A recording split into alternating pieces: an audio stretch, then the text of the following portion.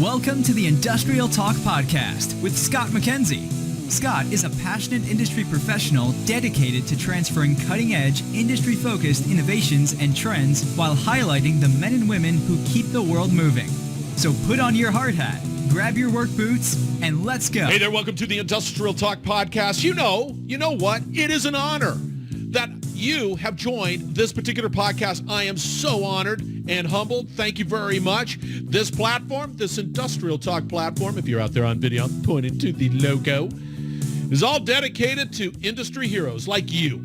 You are bold, you are brave, you dare greatly, and boy, are you changing the world through your innovation. You're changing my life. That's why I love you. And you're changing lives around the world. That's why they love you. All right. Hot seat in the Industrial Talk hot seat, Bill Coletti. That's C-O-L-E-T-T-I.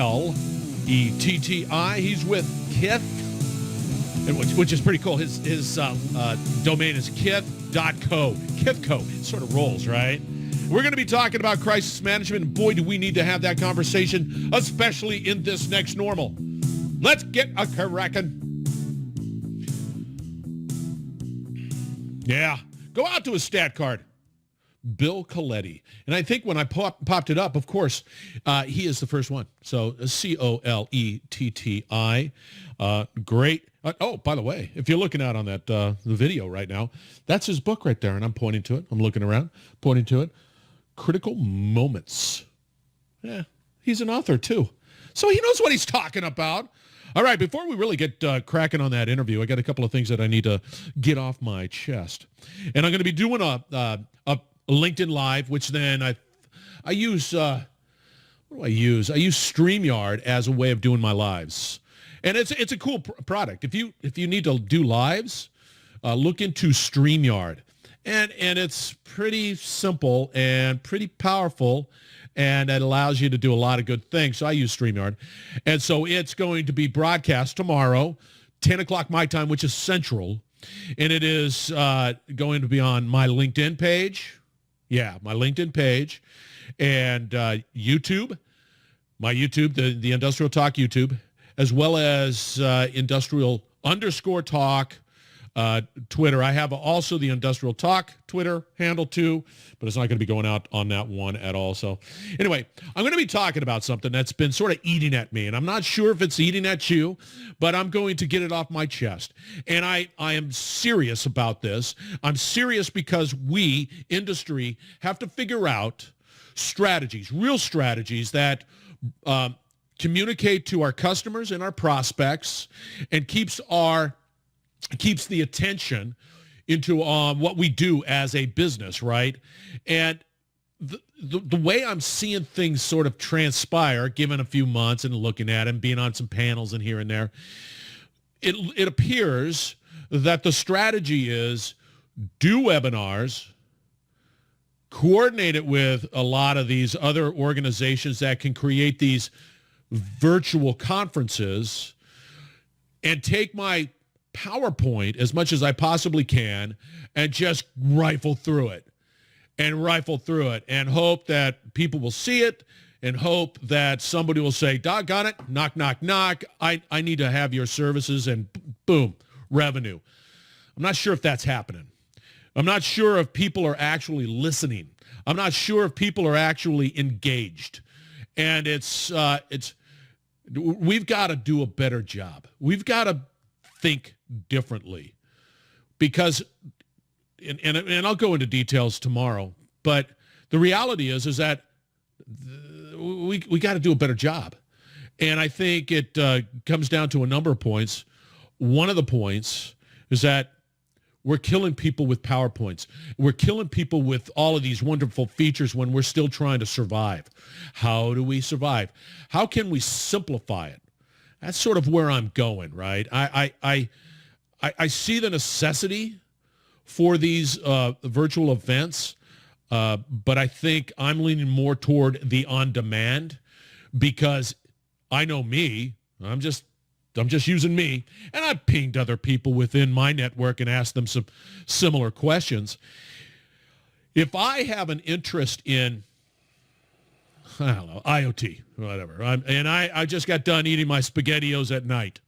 And I have something just popped into my head. I can go to the World Wide Web and I can pull off information that sort of satisfies that interest. We got to be more on demand. And that's just me just sort of thinking outside of the box. And how do we do that? Anyway, we're going to have that conversation tomorrow at a live 10 o'clock East Central Time.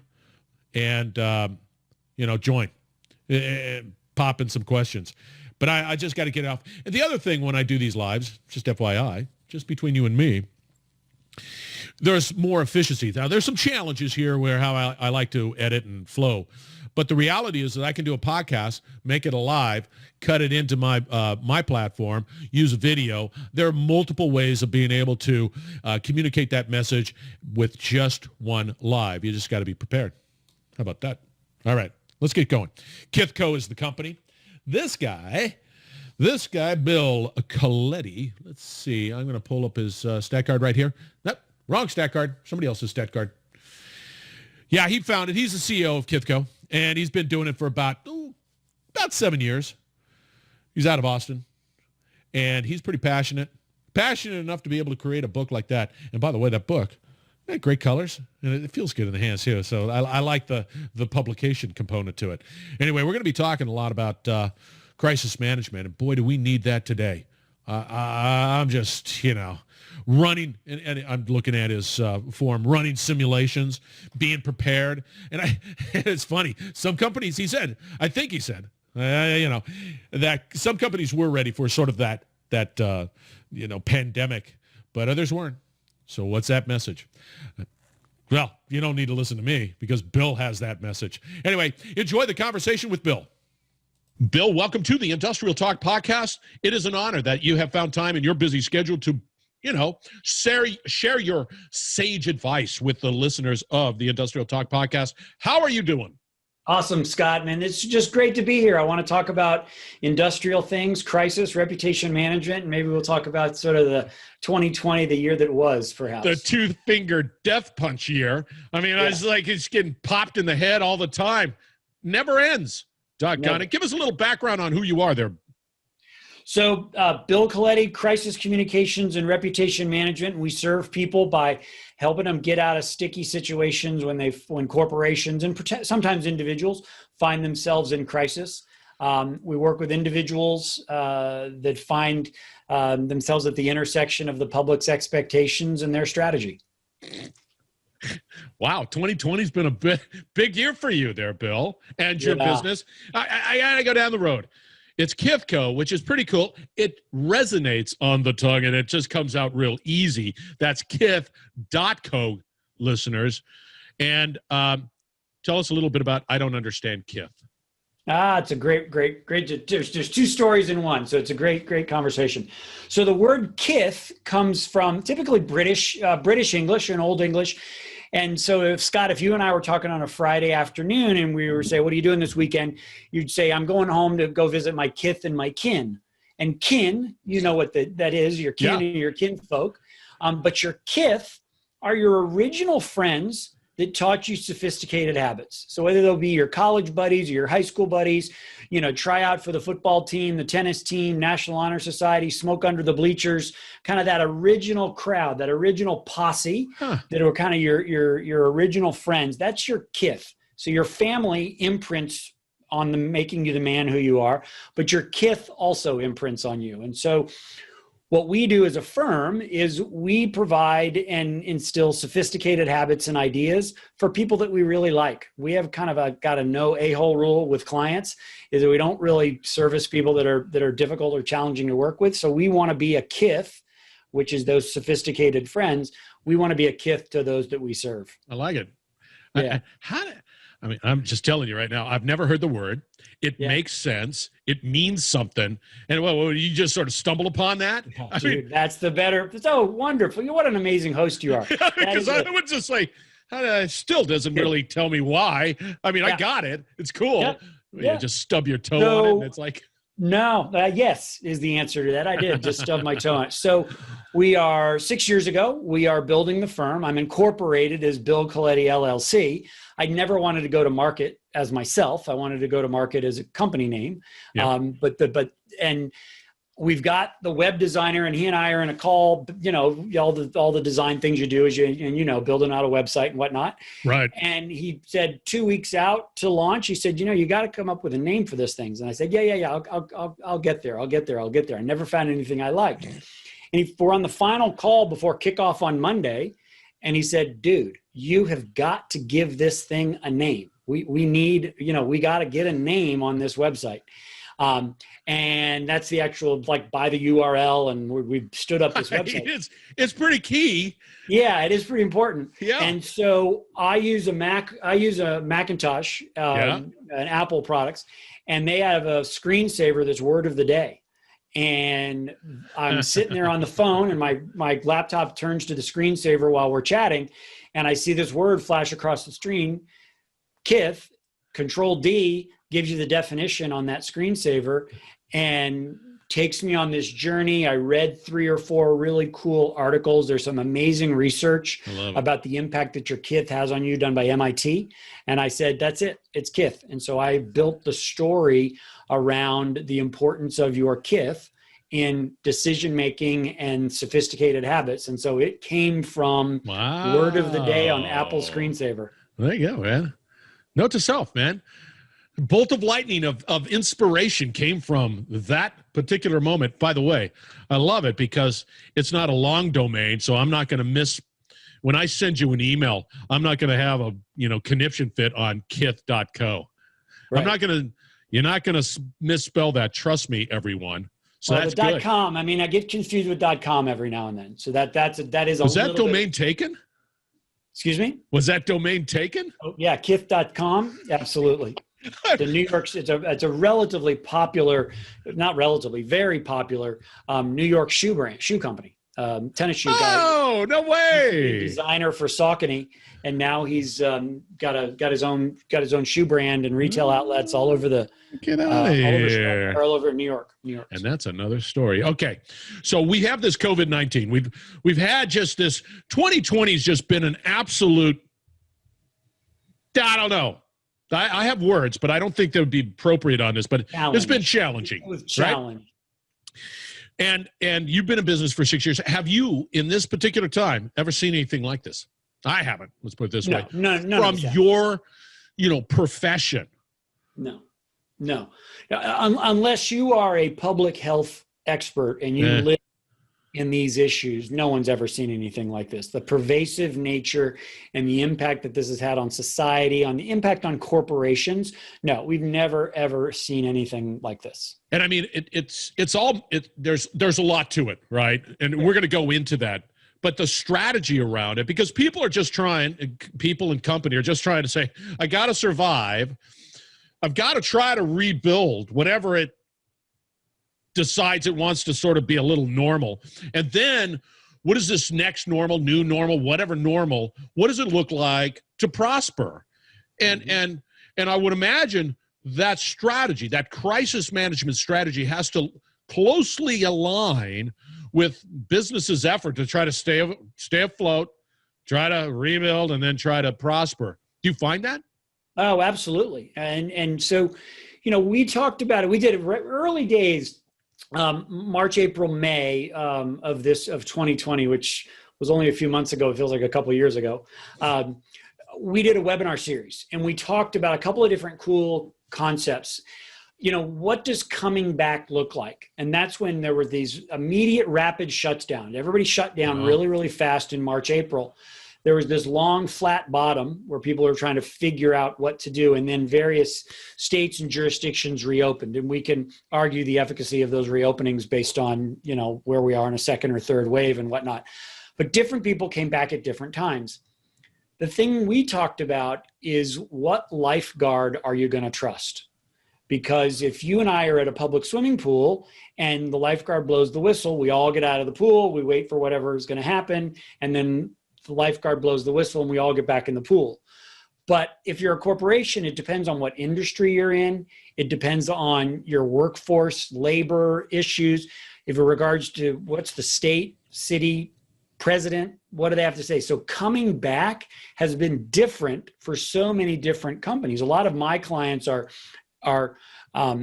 white collar office workers, and they're not coming back until March. I'm sure some of the folks that you work with never stopped. They might have shrunk a shift or something like that, but they never stopped. And so coming back and who do you trust from a lifeguard has created a set of problems in communications that I've never seen before.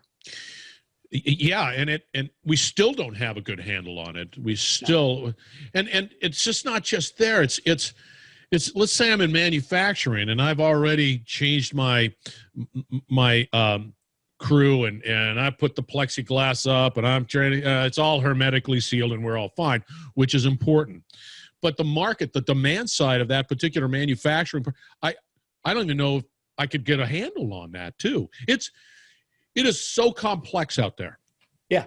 And the adage, not the adage, but the standard strategy in corporate communications, regardless of if you're a corporation, the standard adage is, be decisive when you're in a crisis. So if there's an industrial facility, a manufacturing facility, and something blows up, and there's a leak, chemical, natural gas, oil, whatever the case may be, hamburger patties, you name it, somebody that mechanically produces it, and something goes bad, it is stop doing it, fix it, and get back to business as fast as you can. That's the basic remedy. Maybe put the CEO or some operational leader out front that says, hey, here's what happened. We're sorry, blah, blah, blah, blah, blah, whatever the process might be. And so being clear is really important. And for years, I've counseled clients, let's be clear on exactly what we're doing. Let's chart a path forward. This situation, we don't know what's next. We don't know the clarity. Like your example, people put up plexiglass and do all the things that they're talking about, but we don't know what's going to happen to the third shift. We don't know if the governor is going to allow us to stay open. And so that notion of uncertainty is anathema to every executive leader I know. One thing business craves is certainty. And this situation has demanded us to make decisions with imperfect information. And that's a challenge for people that are not particularly good at communicating when they have certainty. So now we've added 2 layers of complexity. Yeah, that's interesting. You're absolutely spot on that. But do you find, because we're in this situation, there's a level of understanding? It's like I made the decision over here. I was wrong. I should have made it this way. I think that's better. I don't know. Do you find people just a little bit more understanding? Absolutely. I think a little bit more understanding. Yeah. I think the public and your employees in particular, if that's who we're mostly concerned about, who we should be mostly concerned about, absolutely get it. Where we have a problem, and I subscribe to ABC, always be communicating. All right. And so let's take everybody on a journey. Let's take everybody through a conversation. I think management by edict is the way we used to do it when we would communicate and say, we're taking off Thanksgiving and we're going to close down the operations for Thursday and Friday. Boom. Not much dialogue, not much discussion about it. This situation has forced us to use phrases like our current best judgment is. If all things continue, we'll plan to be back in January. And a lot of this hedgy language that executives typically don't want to do because they, again, that certainty. But what we've found is that employees want that. Yeah. Our current best judgment is we're going to open up on Wednesday. Right. And if it comes Tuesday night and you're always communicating, just like you would do with your partner, your relational partner or your business partner, you'd say, hey man, I think we're going to do this, but maybe I'm thinking about something different. You would dialogue it and you would have a conversation about it. Right. That is what a lot of executives have struggled with because they're used to just saying, boom, we're doing this on Thursday. You're absolutely another great point. When you have your workforce that's out of their house, and it was like on Friday we were at the office and we were by the water cooler. Monday, we're all just shut down, and we've got to try to figure out some business continuity opportunities because we're not coming back. And I find that necessity to communicate differently is needed for these remote workers. It's like, hey, you're still important. We're still doing, but from an executive point of view, I was one in the past. It's like, I don't have the bandwidth for fluff. Do this, go. And I'm just, you're just moving forward. It's a different communication style. Like, Scott, you are a gifted communicator, and you get it. You get it now. And I've had so many CEOs, at least 6 that we work with, that have said some variation of this phrase. I never knew how important employee communications was. Okay. I thought we did a newsletter that talked about United Way or talked about the turkeys that were given away for Thanksgiving. I thought that was the extent of it. And maybe I did a town hall and I answered some questions about what we're going to do next quarter. Most executives, most senior leaders are learning the critical impact of real dialogue with your employees. And we've all become internal communicators, and external is actually secondary. See, it's interesting because pre-virus, we could get away with that. Totally. Now, and now post-virus, or whatever we call this, there is a need, and there's good and bad. We all know the bad side. We experience, we feel it. But the good side is that it's bringing around behaviors, bringing around communication capabilities that needed to happen but it was just never the right time or the right situation. Now it is. And I'm hoping personally that going forward, the DNA of the way we communicate has been improved. I mean, and it's the important. Expectations have changed. Yes. Yeah. So you've got, just imagine the biggest, most prototypical industrial manufacturing firm in the United States. We don't have to put a name to it, but just think of the big ones that are out there, and there's tons of them. And then think of Starbucks. And so you've got coffee with the CEO of Starbucks and the CEO of this big United States industrial firm. Their personalities, just the base personalities of those two individuals, are fundamentally different. All right. So by definition, their industries, Starbucks, B2C, really highly engaging. You've got baristas and kids, lots of non-technical workforce. And then you've got this industrial CEO. And everybody would say, oh, well, that's natural for the Starbucks CEO to be in dialogue and have these town hall meetings and management by walking around and all these sort of buzzy phrases. The industrial guys are like managing KPIs. They're managing inputs and outputs, and they're not really that personality. Every worker now is expecting some sense of engagement, perhaps not like kumbaya with every 18-year-old barista, but there are people that are expecting you to care and you to engage. And so I believe that COVID, I say this controversially, hasn't changed a lot. It has accelerated changes that were already happening and made them in hyperspeed. Yeah. And so that's what we've seen. And that's why companies have struggled. And then the corollary to 2020 is the Black Lives Matter, George Floyd, all these racial justice issues accelerated that as well. So we've got a crisis wrapped up in a riddle. And so it's really a challenge. Yeah. And it's funny. Me, industrial guy, sees that, sees what's happening, but I'm industrial guy. And my natural tendency is like, I'll just turn that off. Yeah, I've got my process to deal with over here, and I'll focus on that because that's where I'm at. I'm very passionate, but now you can't ignore that. No, and because your workforce is getting younger. Absolutely. Yeah, and you have to have a conversation of why it's important, or whatever communication you need to start to dole out, and how, because if it was me, it would be just an absolute mess. But you need you and your organization and people like you to be able to guide us through this interesting time. It is, but also trust your instinct. And so, I think leaders want to have conversations. All good leaders that I know, industrial, B2B, B2C, it doesn't really matter. They want to be tuned in. All right. And then now their receiver may be calibrated for different signals, but they want to be tuned in.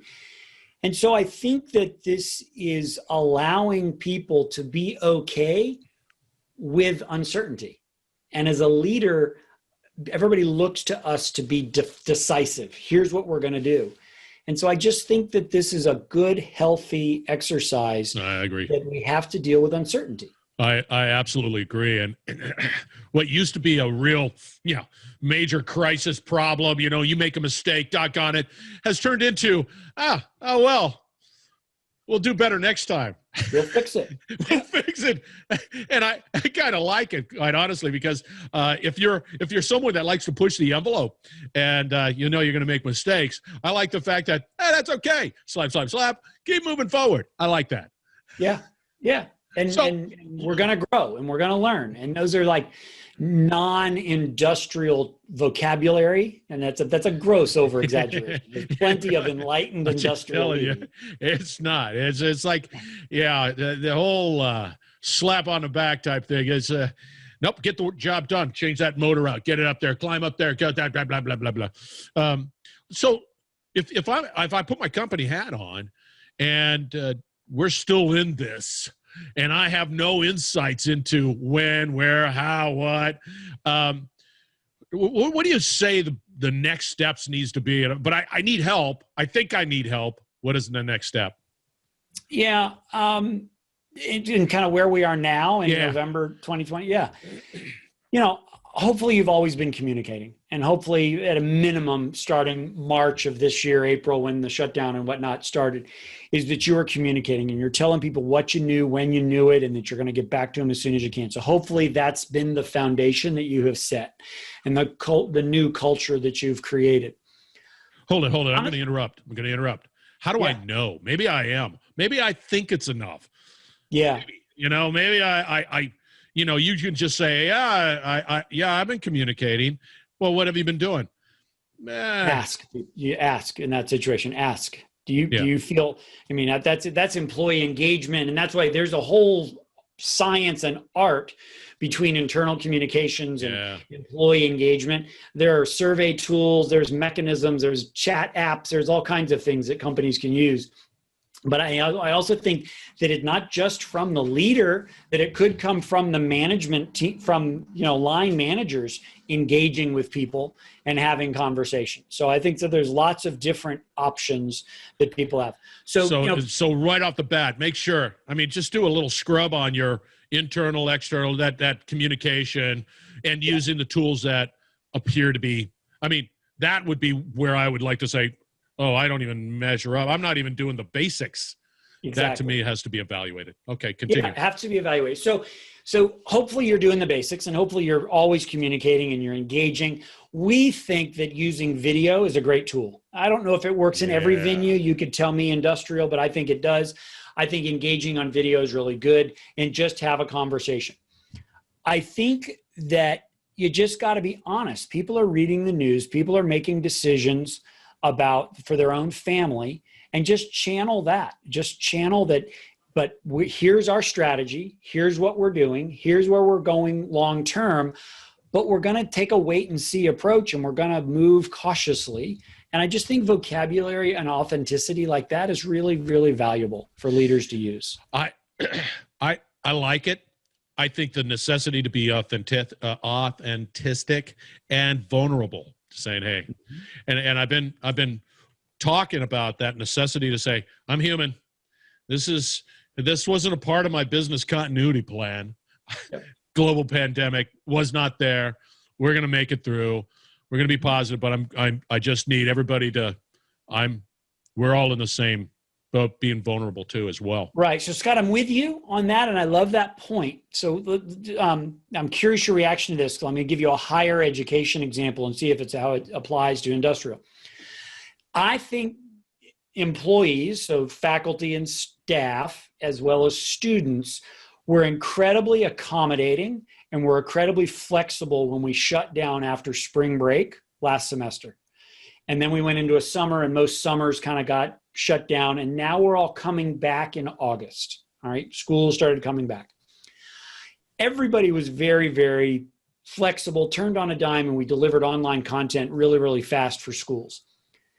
That is not infinite. That patience is not infinite. By August, colleges should have figured out how to bring and deliver their product, their online classes, or deliver whatever they're going to deliver in August. So that I'm doing the best I can, or cut me some slack, right. I'm going to just communicate, is not infinite. It's finite. At some point, we should have figured out how to get the third shift doing their thing if we had shut it down in the spring. It's a statement that the patience of everybody is not infinite.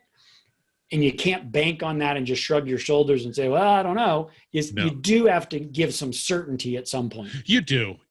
And once again, your ABCs. You got to be in communication. That's how I look at it. You're absolutely, from an education perspective, yeah, people's patience is running thin. They are, just FYI. Yeah. And I've spoken to a couple of educators, and they were just winging it. It's like, all right, here. This is Zoom. Here, and hopefully the kids had the capabilities to be able to remotely learn. And that's a whole nother challenge. Some did, some didn't. What do you do? How do they fall through the crack? There's a whole myriad of challenges. Yep. But I believe, and I'll throw this back at you, if we don't have an answer by next year, a clear, better vision, it's not going to look pretty. I just think I'm tired of it. It's like, I can only be on this. I agree that not going to look pretty is really very, very, very accurate. I think we're going to adapt. We've always adapted. Corporations adapt, workforces adapt, families adapt. And so, I don't think it is I think there are some industries that are really going to be transformed and never come back. I agree. Industrial, I think they can kind of get back to where they are. They've got some demand problems. Granted, I don't want to say there's not demand problems, but I think the supply side, I think we're going to figure it out. And I don't think it's going to be that devastating, and we might have a couple of iterations of it, but I think we're going to come back. I agree. I mean, we're pretty resilient. We're pretty tenacious. I think as a group as a whole, I think that is the case. Where would I go for communication training outside of your company? It's your company, trust me. Yeah. So let me rephrase that question. I get asked sometimes, what can I do as a leader to be better prepared for crises? All right. And so we offer crisis simulation. So we can do a big $40,000, $50,000 project where we'll do a simulation, all those kind of great things. Those are awesome. I think the simplest thing, and the thing I would love for the folks that listen to your great stuff, would be pull out the newspaper, Wall Street Journal, New York Times, whatever, and say, if that had happened to us, as you're having a staff meeting, if that had happened to us, what would we do? So the best way to learn communications is to just do what's right for you. Right. All right. So I think the simple thing to do is pull out the paper and say, what if this had happened to us? How would we respond at your staff meeting, weekly, monthly, quarterly, whatever the venue is for a staff meeting where a leader can actually ask that of a team? How would we respond? It's my experience. You find a couple of things out. So there's an equation that I have of the key differentiator between good and great crisis response. It's speed. Speed makes the difference. All right. The way you get to speed is this equation. It's your mission and values plus your chain of command. So mission and values plus chain of command equals speed.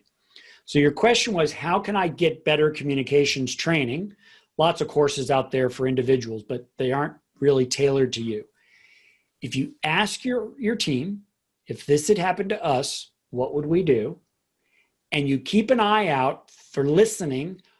Is our mission and values pulling through? Are the things as a leader that I want this organization to matter? Do I hear that in the conversation about what we would do? Mission and values plus chain of command. The general counsel just says, well, here's exactly what we'll do. We'll do this, we'll do that, and we'll do this. Operations doesn't have a voice. Communications doesn't have a voice. And the guys that sit around thinking about risk are just run over by the general counsel. And you've sat in those meetings, and you know the general counsel have disproportionate throw weight. That means a flawed chain of command, because operations has to have an equivalent voice to the general counsel. Communications has to be at that table. Someone thinking about labor and your unions and your employees, that has to be at that table. That's how we get better at communications. It's not by giving you a class on how to talk better. It's how to think about mission and values and chain of command. I like that. I wrote it down. Mission and value plus chain of command equals speed. If you're not speedy, right? If you don't have that aligned and you're not speedy, then things tend to sort of fester out there, possibly. Because you've created a vacuum. You have. That someone will fill. Yeah, that's right. And it might be the right, it might be the wrong, it might be something in between. Who knows? Sure. I like that. All right. We're going to have to wrap this up, but I have a book, right? If you're out on video, if you're watching it out on video, we have a book, Critical Moments, by this guy right here. And outside of the fact that it feels good in the hands, great publication. I don't know. It's like buying wine because the label looks great. This has a great feel to it. But where can they get this particular book? And is it sort of timeless when it comes to the two-figure death punch of 2020? Yeah. So the book is really about, reputation management post-crisis. What do you do post-crisis? So that is incredibly durable. And I'm super proud that the IP, which is founded in this concept of these 4 A's that I talk about in the book, is that they are proving the test of time, even in these days of COVID, is that how do we actually grow and expand our reputation post-crisis? And there's this concept of the 4 A's. We talk about it in great detail in the book, this journey that people go on. It's the awareness, assessment, authority, and action. I like that. Yeah. And so the way that it came to me is that I was meeting with a female CEO, and she's an amazing leader. And we had just kind of gone through a crisis. New York Times was all up in their business, and it was really quite a bad 6 or 7 days. And so we got them through that and managed to move the process forward.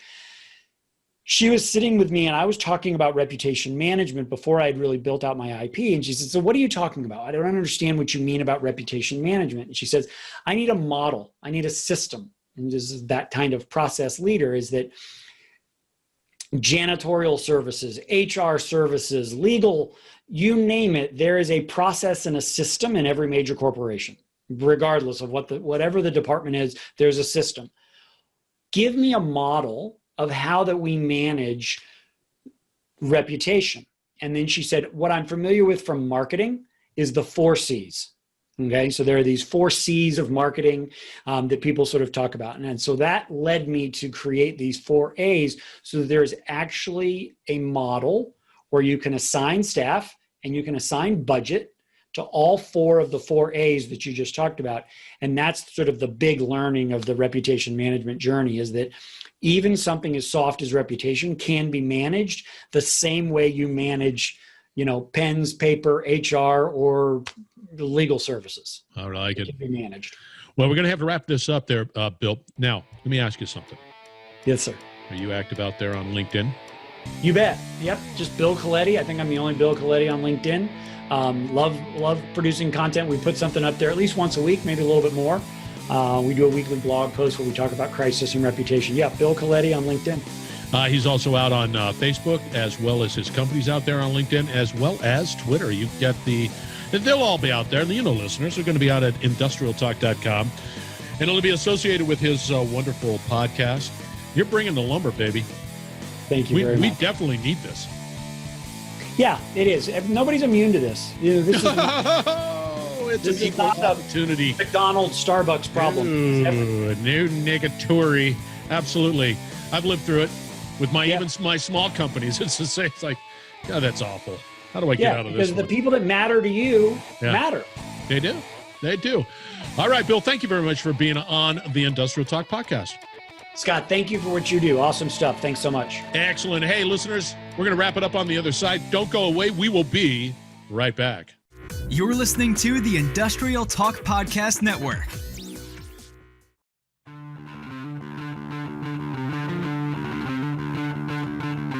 I want to say thank you.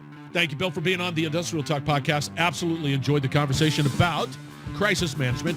What you're going to have to do out there, listeners, got this book, Critical Moments. Got to get it. Got to get it. Got to read it. Got to look at it. Especially today. It's an important time, especially in this next normal. Also, reach out to him. Great stat card. Bill Coletti. You will not be disappointed with that one, as well as his company, Kith Co. Kith.co. You got it. All right, I want you to take it to heart. We've got to be successful coming up in this next normal. We just got to. We got to figure out strategies to make that happen. I'm going to challenge your thinking on webinars. I'm going to challenge your thinking on virtual conferences. We've got to do something differently. Be bold, be brave. Dare greatly. Hang out with people who are bold, brave, and daring greatly. I'm telling you, we'll not be disappointed. Reach out to me. I'm trying to be. Have a great day. We will be back with another great interview shortly.